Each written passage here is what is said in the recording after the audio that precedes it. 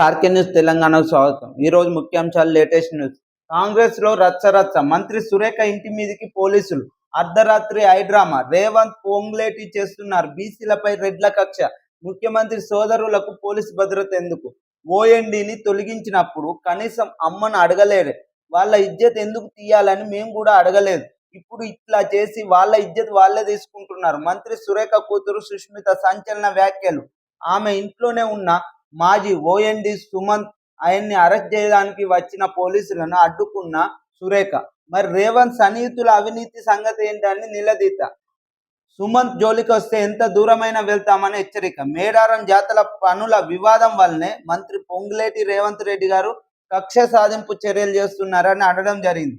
కాంగ్రెస్ లో రచ్చ. నిన్న అర్ధరాత్రి హైడ్రామా జరిగింది. ఎందుకంటే కొండ సురేఖ గారి ఇంటి మీదకి టాస్క్ ఫోర్స్ పోలీసులు రావడం జరిగింది. మరియు ఓఎన్సీ సంబంధించిన మాజీ సుమంత్ గారిని అరెస్ట్ చేయడానికి వస్తే వాగ్వాదానికి దిగిన కొండ సురేఖ గారి కూతురు సుష్మిత గారు సంచలన వ్యాఖ్యలు చేయడం జరిగింది. మరియు ఓఎన్డీ తొలగించినప్పుడు మీరు సురేఖ గారికి చెప్పకున్నా కూడా మేము వాళ్ళ ఇజ్జత్ ఎందుకు తీయాలని మేము మాట్లాడలేకుంటున్నాం. కానీ ఇప్పుడు ఈ విధమైన కక్ష సాధింపుల వలన వాళ్ళ పరువు వాళ్ళే తీస్తున్నారని అనడం జరిగింది. మరియు సీఎం రేవంత్ రెడ్డి గారిని ఉద్దేశంతో మాట్లాడి మీ తమ్ముళ్ళు అన్నలకు ఎందుకు పోలీసు బలగారు, వారేమన్నా అధికారికంగా పదవిలో ఉన్నారు, లేకున్నా ఎందుకు పోలీసు బలగాలని నిలదీయడం జరిగింది. ఇది కాంగ్రెస్ లో జరుగుతున్న హైడ్రామా. మరి కొండ సురేఖ గారు ఇంకా నిలదీయడం జరిగింది. మీ అనుచరులు సీఎం రేవంత్ రెడ్డి గారి అనుచరులు చేస్తున్న అవినీతి పైన ఎందుకు మాట్లాడతలేరు అని అనడం జరిగింది. మరియు రెడ్లు బీసీల మీద కక్ష సాధింపు చర్యలు చేస్తున్నారు. మరియు వరంగల్లో ఉన్న నాయకులు కూడా కొండ సురేఖ కొండ దంపతులది నడవద్దని పొంగులేటి గారు ముఖ్యమంత్రి రేవంత్ రెడ్డి గారు కక్ష సాధింపు చర్యలు బీసీల పైన చేస్తున్నారని అనడం జరిగింది. మరియు మొన్న జరిగిన మేడారం జాతరలో 70 కోట్ల పనులను ఆ శాఖకు మంత్రి అయిన కొండ సురేఖ గారికి తెలియకుండా జరిగినందుకు దీని మీద నిలదీసినందుకే ఈ విధమైన చర్యలు చేస్తున్నారని అనడం జరుగుతుంది. ఇది కాంగ్రెస్ లో నడుస్తున్న హైడ్రామా. మరి నీకు సంబంధించిన రోహన్ రెడ్డి గారు నిన్న సుమంత్ గారిని పిలిపించి గన్తో బెదిరించడం ఏంది అని నిలదీసింది నిన్న కొండ సురేఖ గారి కూతురు అయిన సుష్మిత గారు. ఇది కాంగ్రెస్ లో నడుస్తున్న హైడ్రామాని అనడం జరుగుతుంది. ఒకరికి పడక మరియు ఏంది లాభాల కోసం కాంట్రాక్టుల కోసమే నిలదీసుకొని కాంగ్రెస్ నాయకులు కాంగ్రెస్నే పరువు తీసుకుంటున్నారు. ఇంకా జనాలకేం న్యాయం చేస్తారు? సీఎం రేవంత్ రెడ్డి గారి మీద ఇంత అనుచిత వ్యాఖ్యలు మాట్లాడడం అంటే సీఎంకు ఎంతటి అవినీతి చేస్తున్నారని బయట జనాలు ప్రతిపక్షాలు అనడం కాదు, సొంత పార్టీ నాయకులు కూడా అంటున్నారు. అంటే కొండ దంపతులది వరంగల్లో నడవద్దని పొంగులేటి గారు రేవంత్ రెడ్డి గారు తలుచుకున్నారని ఘాటుగా నిన్న మీడియా ముందే చెప్పిన సుష్మిత రెడ్డి గారు మరియు కొండ సురేఖ గారు. ఇది కాంగ్రెస్ లో జరుగుతున్న నిన్న అర్ధరాత్రి హైడ్రామా. కాంగ్రెస్ పరువును కాంగ్రెస్ నాయకులే మంత్రులే తీస్తున్నారని నిన్న నిర్దేశమైంది. ఇది కాంగ్రెస్ పాలనకు నిదర్శనం.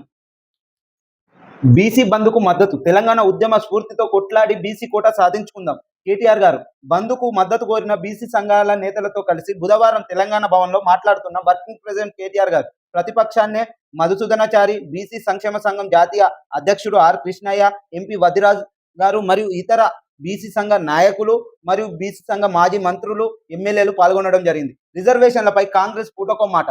ముఖ్యమంత్రి రేవంత్ రెడ్డి చిత్తశుద్ధి లేదు. బీసీ రిజర్వేషన్లపై బీఆర్ఎస్ స్పష్టత. ఓసీ శాఖ ఉండాలని కోరింది కేసీఆర్. రిజర్వేషన్ల కోసం పెంపు కోసం మోదీని కలిశాను. ఇది నిన్న ఏమైంది? బీసీ సంఘ నాయకులు వారికి మద్దతుగా ఉండాలని ప్రతిపక్షమైన బీఆర్ఎస్ను కలవడం జరిగింది. మరియు బీఆర్ఎస్కు సంబంధించిన వర్కింగ్ ప్రెసిడెంట్ కేటీఆర్తో నిన్న సమావేశం ఏర్పాటు చేసి తెలంగాణ భవన్లోనే మాట్లాడడం జరిగింది. మీరు మాకు మద్దతు తెలుపుతారా అని అడిగితే బీఆర్ఎస్ వర్కింగ్ ప్రెసిడెంట్ అయిన కేటీఆర్ గారు మేము బీసీల పక్షాన ఉన్నాం, మీకు ఎల్లవేళలా మద్దతు ఉంటుంది, మరియు కొట్లాడి తెచ్చుకున్న తెలంగాణలో బీసీ రిజర్వేషన్లు కూడా అట్లా తెచ్చుకుందామని అనడం జరిగింది. మరియు రేవంత్ రెడ్డి గారికి కాంగ్రెస్ పార్టీకి బీసీలపై చిత్తశుద్ధి లేదు. ఏంటంటే పూటకో మాట ఈ హైకోర్టు అని సుప్రీంకోర్టు అని కాలయాపన చేసు తప్ప బీసీల పైన చిత్తశుద్ధి లేదని అనడం జరిగింది. మరి ఎందుకంటే రిజర్వేషన్లు 42% పెంచి అనాధికారికంగా కాంగ్రెస్ పార్టీ ప్రభుత్వంలో ఉంది కాబట్టి అది అధికారికంగా రాకముందే బీసీల రిజర్వేషన్లు డిక్లేర్ అయినట్టు చెప్పి ఎలక్షన్‌లకు బోండి. ఏందంటే ఇదొక ఎలక్షన్‌ల స్టంట్. వారికి హైకోర్ట్‌లో స్టే ఉండంగా రిజర్వేషన్ రావని తెలిసి గూడా ఏందంటే మేము బీసీల పక్షాన ఉన్నామనే ఒక వాదనతో తప్ప బీసీలకు న్యాయం చేసే పరిస్థితుల్లో లేని కాంగ్రెస్ ప్రభుత్వం. మరియు మేము సుప్రీం కోర్ట్‌కి పోయి కొట్లాడతాం అంటున్నారు గానీ, అక్కడ గూడా సరైన స్పష్టత రాదు. మరియు గవర్నర్ దగ్గర, రాష్ట్రపతి దగ్గర ఆమోదం పొందంది మనకు బీసీ కోటా 42% రాదని తెలుస్తుంది. మరియు రేవంత్ రెడ్డి గారికి, కాంగ్రెస్ పార్టీకి చిత్తశుద్ధి ఉంటే కేంద్రంతోని ఫైట్ జేయాలె. బీసీ కోటా రావాలంటే కేంద్రమే. నిన్న కిషన్ రెడ్డి గారే చెప్పిండు.